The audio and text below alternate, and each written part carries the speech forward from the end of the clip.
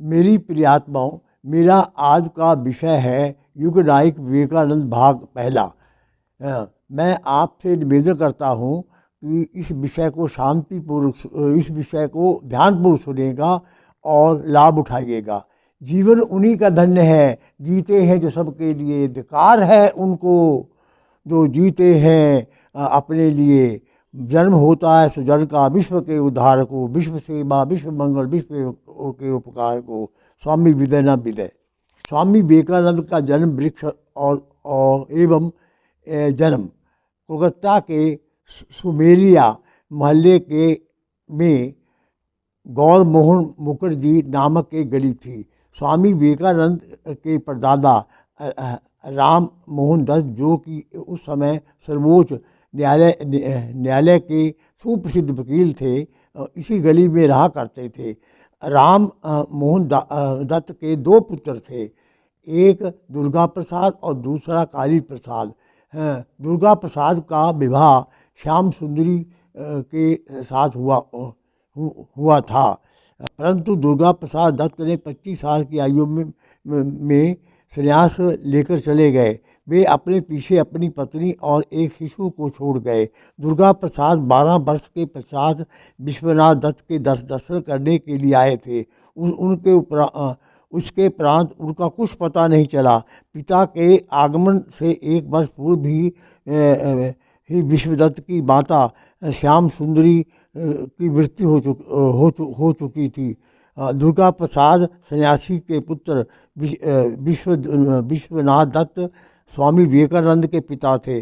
विश्वदत्त के पुत्र नरेंद्र, जो कि बाद में स्वामी विवेकानंद के नाम से प्रसिद्ध हुए, का जन्म 12/1/1863 दिन सोमवार प्रातः 6:49 पर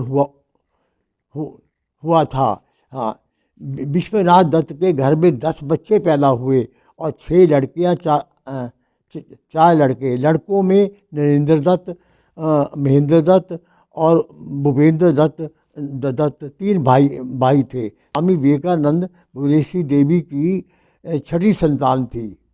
स्वामी जी की शिक्षा। 5 वर्ष की आयु में नरेंद्र को पढ़ने के लिए घर पर ही एक अध्यापक रखा गया। मैट्रिक पास करने के पश्चात 1879 ईस्वी में FA की पढ़ाई करने के लिए नरेंद्र ने कलकत्ता प्रेसिडेंसी कॉलेज में दाखिला लिया, परंतु मलेरिया होने के कारण उक्त वर्ष कॉलेज छोड़ना पड़ा और दूसरे वर्ष जनरल असेंबली इंस्टीट्यूशन में दाखिला होकर FA करने लगे। इसी कॉलेज में वैक्स विलियम हेस्टी नरेंद्र को इतना अधिक चाहते थे कि उन्होंने एक दिन कॉलेज की प्रार्थना सभा में नरेंद्र के विषय में कहा था। मैं श्रोतों से निवेदन करूँगा, ध्यानपूर्वक सुनिएगा। He is an excellent philosophical student in all the German and English university. There is no one student so brilliant as he is, so brilliant as he. वह अर्थशास्त्र का अत्युत्तम छात्र है। जर्मनी और इंग्लैंड के सारे विश्वविद्यालयों में ऐसा एक भी छात्र नहीं जो इसके समान मेधावी हो। BA की पढ़ाई के साथ साथ नरेंद्र पिताजी के आदेशानुसार अटॉर्नी मिलाई चरण बसु के पास अटॉर्नी का काम सीखने लगे। उन दिनों नरेंद्र देशेश्वर में भी श्री रामकृष्ण के पास जाया करते थे। उसी समय नरेंद्र ने रामतनु लेन में अपनी माता मेही के एक मकान में अपना पढ़ने का एक कमरा स्थिर कर रखा था, ताकि वह एकांत में रहकर ठीक प्रकार से पढ़ाई कर सके। 1883 में नरेंद्र ने BA की परीक्षा प्रथम शैली में पास कर ली थी। श्री रामकृष्ण के चरणों में। एक दिन नरेंद्र अपने साथियों को साथ लेकर दक्षेश्वर मंदिर में श्री राम कृष्ण के पास पहुँचे। वे नरेंद्र को देखकर अत्यंत प्रसन्न हुए और धार्मिक विषयों पर वार्ता करने लगे। श्री रामकृष्ण और नरेंद्र के बीच यह भेंट अत्यंत महत्वपूर्ण थी। श्री रामकृष्ण ने क्षण भर में ही अपनी भाभी संदेश वाहक को पहचान लिया। नरेंद्र अपने साथ दक्षेश्वर से आए युवकों को उससे सब था भिन्न थे। उनका अपने कपड़ों व बाह्य सज्जा की ओर तनिक भी ध्यान नहीं था। उनकी आंखें प्रभावशाली और अंतर्मुखी थी, जो उनके ध्यान तन्मयता की सूचक थी। नरेंद्र प्रतिदिन दिनेश्वर जाकर श्री रामकृष्ण के दर्शन और सत्संग करने लगा। जीवन से निराश होकर एक दिन उसने जाते ही रामकृष्ण जी से ईश्वर के संबंध में निम्नलिखित अनेक प्रश्न किए। महाराज, क्या आपने कभी स्वयं अपनी आँखों से ईश्वर को देखा है? श्री रामकृष्ण जी ने उत्तर दिया, देखा है, बिल्कुल उसी तरह जिस तरह मैं तुम्हें देख रहा हूँ। क्या तुम्हें भी ईश्वर के दर्शन क्या तुम मुझे भी ईश्वर के दर्शन करा सकते हो? रामकृष्ण परमहंस धीरे से मुस्कुराए और जैसे इसी प्रश्न की परीक्षा कर रहे हो धैर्य से बोले, हाँ, मैंने ईश्वर के दर्शन किए हैं। मैं तुम्हें इसकी प्रत्यक्ष देख रहा हूँ, इससे कहीं अधिक स्पष्ट रूप से उन्हें भी देखा है। नरेंद्र विस्मय विमुग्ध हो गया। वो मानो प्यासे को पानी मिल गया हो। वह जैसे किसी स्वप्निल दुनिया में खो गया हो। श्री रामकृष्ण परमहंस जी ने उसके विस्मय को 100 गुना बढ़ाते हुए कहा, अगर कहो तो मैं तुम्हें दिखा सकता हूँ, परंतु तुम्हें मेरे अनुसार चलना होगा। स्वामी विवेकानंद जी के पिता की मृत्यु और आर्थिक संकट। 1884 ईस्वी में जब नरेंद्र BA LLB की परीक्षा की तैयारी कर रहे थे, तभी एक दिन अचानक उनके पिता विश्वनाथ की मृत्यु हो गई। अतः उनके परिवार में विपत्तियों के बादल छा गए, जिसके फलस्वरूप उनकी माता और भाई शोक सागर में डूब गए। मृत्यु के 3-4 दिन पूर्व एक दिन शाम के समय श्री रामकृष्ण ने नरेंद्र को अपने पास बुलाया। कमरे में उस समय दूसरा कोई नहीं था। दरवाज़ा बंद कर दिया। नरेंद्र को अपने सामने बैठाकर उसके नेत्रों पर दृष्टि निबद्ध करते हुए श्री रामकृष्ण धीरे धीरे समाधि में चले गए। इसके पश्चात नरेंद्र ने अनुभव किया, गुरु जी के शरीर में से एक शक्ति निकलकर उसके शरीर में प्रवेश हो रही है। इस प्रकार गुरु जी ने शिष्य के भीतर आध्यात्मिक शक्ति का प्रभाव कर दिया। श्री रामकृष्ण की महासमाधि में केवल अब 2 दिन ही शेष रह गए थे। उनका रोग बढ़ता गया। अंतर नरेंद्र के मन में आया, इस समय यदि ये कहें मैं भगवान में विश्वास करूं। 15/8/1886 रविवार को गुरु जी का कष्ट बहुत बढ़ गया। नरेंद्र को अपने पास बुलाकर उन्होंने अपना अंतिम उपदेश दिया। 6 शिष्य उन्हें घेर कर खड़े हो गए। 16/8/1886 की रात्रि 1:02 पर रामकृष्ण जी के मुख से 3 बार निकला, माँ काली, माँ काली, माँ काली। अब स्वामी विवेकानंद बिना गुरु के संसार में अकेले रह गए। इसके पश्चात गंगा तट के शमशान घाट पर उनका अंतिम संस्कार कर दिया गया। पहली बार यात्रा। श्री रामकृष्ण जी की महासमाधि के बाद संसार त्याग करके उन्होंने 1683 शिष्य बनाए। सर्वप्रथम 1888 में नरेंद्र तीर्थ भ्रमण की इच्छा से 12 नगर मठ में चले। इस प्रकार भ्रमण करते हुए वे बनारस पहुँचे।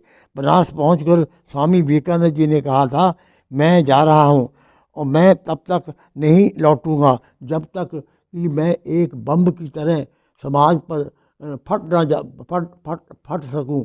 इसके उपरांत वह अयोध्या गए। वहाँ कुछ दिनों रामायत सन्यासियों के साथ श्री राम नाम कीर्तन में व्यतीत करके लखनऊ व आगरे होते हुए श्री राम की जन्मभूमि मथुरा है। इसके पश्चात वह वृंदावन गए।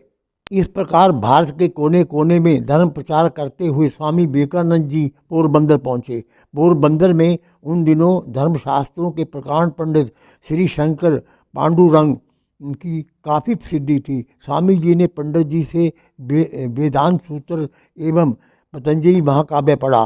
पंडित जी उस समय वेदों का अनुवाद कर रहे थे। उनके अनुरोध पर स्वामी जी ने उन्हें अनुवाद कार्य में सहायता किया करते थे। इस समय स्वामी जी ने पंडित जी से फारसी भाषा भी सीखी थी। पोरबंदर में उन्होंने लगभग 11 महीने व्यतीत किए। स्वामी जी की मेधा शक्ति एवं मौलिकता का पर मुग्ध होकर पंडित शंकर पांडुरंग ने कहा था, ध्यान पुरुष हो रहे स्वामी जी, मुझे तो लगता है आप इस देश में अधिक कुछ समय नहीं रह सकोगे। यहाँ आपको भला कौन समझेगा, बल्कि आप पाश्चात्य देशों में जाएं, वहीं के लोग आपके विचारों एवं आपकी सच्ची मर्यादा को समझ सकेंगे। पश्चिमी राज्यों में आप हिंदू धर्म की व्याख्या करके उन्हें एक नवीन आलोक प्रदान करेंगे। उन्हीं उन्हीं दिनों पोरबंदर में गोवर्धन मठ के जगत गुरु शंकराचार्य भी पधारे हुए थे। उनकी अध्यक्षता में योजित विद्वानों की एक सभा में स्वामी जी का प्रवचन हुआ। वे भी शंकराचार्य उनके धारावाहिक भाषण को सुनकर मंत्रमुग्ध हो गए। स्वामी ने ईश्वर, धर्म, लोक और आदि आदि इतनी सुंदर व्याख्या की कि शंकराचार्य जी ने उनकी पीठ पर थपथपाकर उन्हें सनातन धर्म का प्रचार करने की प्रेरणा दी। उनका उत्तर देते हुए स्वामी जी ने कहा, जो कार्य भी ईश्वर को मुझे लेना होगा वह अवश्य लेगा। कन्याकुमारी में समाधि। स्वामी जी रामेश्वरम ही सीधे कन्याकुमारी पहुँचे। सागर तट से 2 फर्लांग दूर सागर के बीच में स्थित खतरनाक शार्क मछलियों से भरे जल में तैर कर वे सागर के गर्भ में स्थित एक शिला पर पहुंच गए और एक अद्भुत घर पर एक चट्टान पर बैठ गए। वहीं पर उन्हें इतनी शांति मिली जैसे समाधि लगाकर बैठे हों। 2 दिन तक समाधि में लीन रहे। स्वामी जी ने लिखा, कन्याकुमारी की जिस शिला पर माँ गौरा ने इस तप किया था, फिर भला उस पवित्र स्थल पर मुझे शांति क्यों नहीं मिलेगी। इसी समाधि में मुझे सब कुछ मिल गया है। मेरे जीवन का लक्ष्य पूरा हो गया है। गुरु रामकृष्ण जी ने मुझे सब कुछ सिखाया, पर निर्विकल्प समाधि नहीं। कहा कि उनकी मृत्यु के बाद वह पूरे भारत का भ्रमण करे, फिर स्वयं निर्णय करे कि उन्हें क्या करना है। गुरु जी की मृत्यु के बाद पूरे भारत में घूमकर जब मातृ भूमि की दुर्दशा देखी, झोंपड़ी में शिष्यति गरीबी देखी, अंधविश्वास पिछड़ेपन में कराते भारत को देखा, तो स्वामी जी आहत हो गए, गर्वित हो गए। अपना स्वयं का मोक्ष भूलकर उन्होंने कन्याकुमारी की शिला पर खड़े होकर ऐतिहासिक घोषणा की थी। मैं श्रोता से कहूँगा, निवेदन करूँगा, ये ध्यानपूर्वक सुनिएगा। हे प्रभु, मुझे मोक्ष नहीं चाहिए। जब तक भारत का प्रत्येक व्यक्ति भरपेट भोजन नहीं कर लेता, तब तक मैं भारत में ही जन्म लूँ और मातृभूमि की सेवा करूँ। आध्यात्म का साधक, देशभक्त सन्यासी बन गया। इसके अतिरिक्त कन्याकुमारी में स्वामी जी ने व्याख्यान देते हुए कहा था, हमारे तीर्थ स्थल हमारी भावनात्मक एकता के साकार प्रतीक है। हिमालय से लेकर कन्याकुमारी तक फैला हुआ समस्त हिंदू समाज एक है तथा उसे संघ सूत्र में अलग नहीं किया जा सकता। स्वामी विवेकानंद जी के मन में संकल्प उठा, मैं जाऊंगा करोड़ों देशवासियों के बीच, ऐसे नवयुवकों पैदा करूंगा जो कंचन कामनी की कामना से विमुख हो और देश में शिक्षा का प्रचार करें।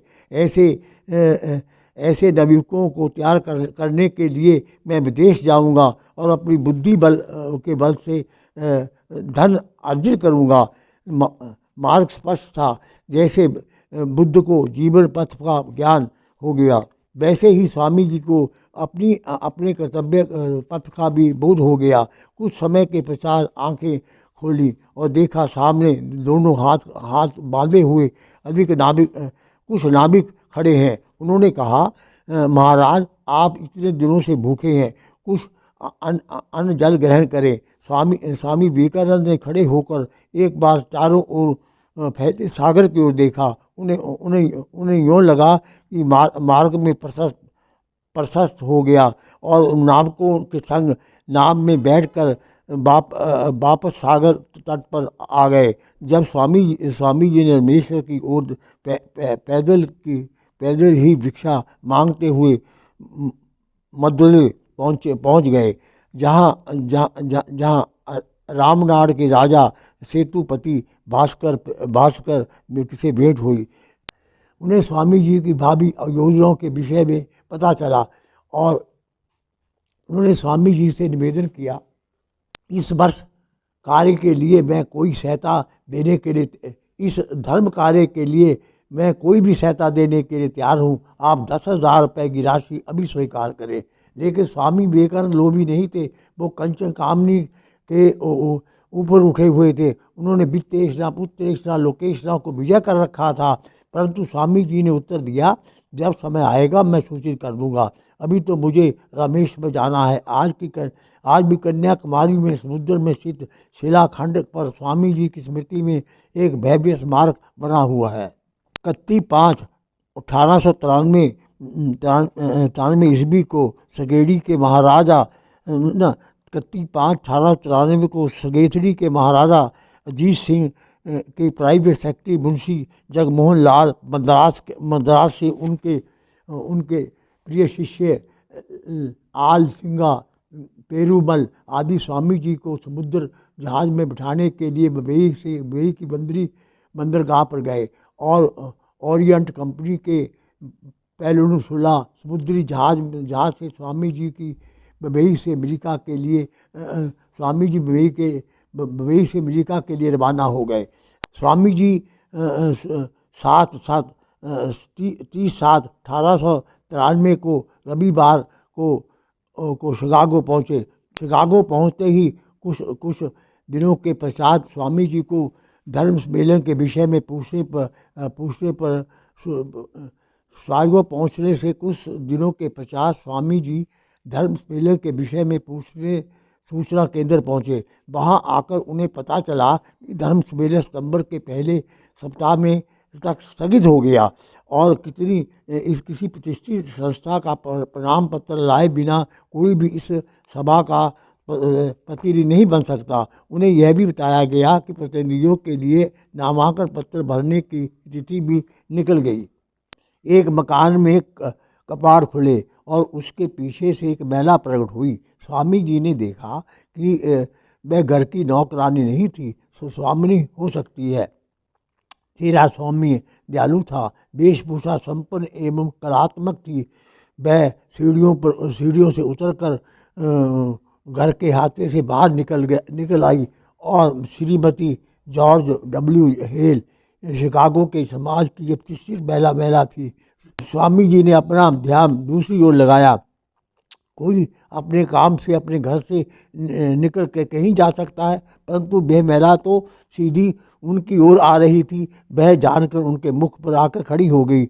वह आकर उनके सन्मुख खड़ी हो गई। स्वामी जी ने दृष्टि उठाकर उसकी ओर देखा और उसके चेहरे पर ना कठोरता थी और ना ही विरोध था। वह अत्यंत मैत्रीपूर्ण ढंग से मुस्करा रही थी और महिला ने अपना परिचय देते हुए स्वामी से कहा, महाशय मैं श्रीमती हेल हूँ, क्या आप धर्म संसद में भाग लेने आए हुए कोई प्रतिनिधि हैं? उन्होंने सिर हिलाकर स्वीकृति दे दी। हाँ माँ, किंतु इस समय बड़ी कठिनाई में हूँ। इसके पश्चात श्रीमती हेल ने स्वामी जी से कहा, तो यहाँ इस प्रकार क्यों बैठे हो? स्वामी जी ने उत्तर दिया, कहाँ बैठा हूँ, ईश्वर ने बैठा दिया। श्रीमती हेल हंस पड़ी और ईश्वर ने आपके ठहरने की व्यवस्था यहाँ सड़क पर किनारे पर कहीं और की है। आइए मैं आपको गंतव्य तक पहुँचा देती हूँ। स्वामी जी उठ खड़े हुए। श्रीमती हेल स्वामी जी को परम आत्मीय की भांति आदरपूर्वक अपने घर ले गई। उन्होंने उसका आतिथ्य स्वीकार किया। इसके साथ स्वामी जी उसके साथ महासभा के कार्यालय में गए, जहाँ उनको प्रतिनिधि के रूप में स्वीकार कर लिया गया। ओम शांति शांति शांति।